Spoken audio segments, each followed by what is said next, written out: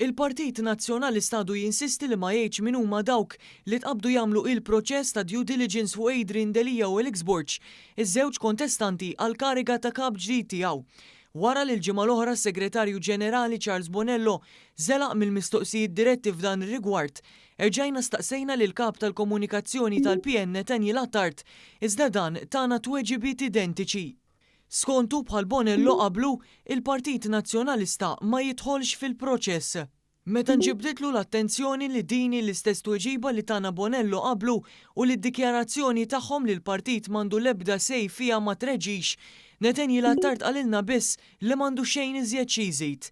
U wkoll ħarab kompletament mill-mistoqsijiet dwar jekk il-Kummissjoni Elettorali Nazzjonalista hux se tmur lura mid-deċiżjoni antidemokratika li tibqa' tirrifjuta li jkun hemm dibattiti bejn Delija u Borch.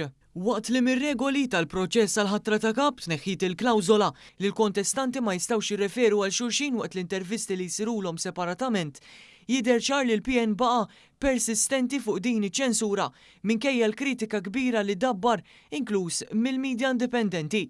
Ta' min ifakkar li fl-aħħar elezzjoni għal kap nazzjonalista 5 snin ilu mhux biss kienu magħrufin u pubblikati l-ismijiet tal-membri fi due diligence, iżda wkoll saru dibattiti bejn Adrian Delija u Bernard Gregg dak iż-żmien. U magħruf li l-Kummissjoni Elettorali Nazzjonalista mmexxija minn Mario Kallus li għandu parentela mal-familja tal-eks kap nazzjonalista Lorenz Gonzi, waqt li l-Kummissjoni Kandidati PN mmexxija minn Lourdes Pulicino, mart l-eks Ministru ta' Gonzi PN George Pulicino li llum l-eks assistent personali tiegħu Ray Bezzina qiegħed wara l-kampanja tal-Alex Borch.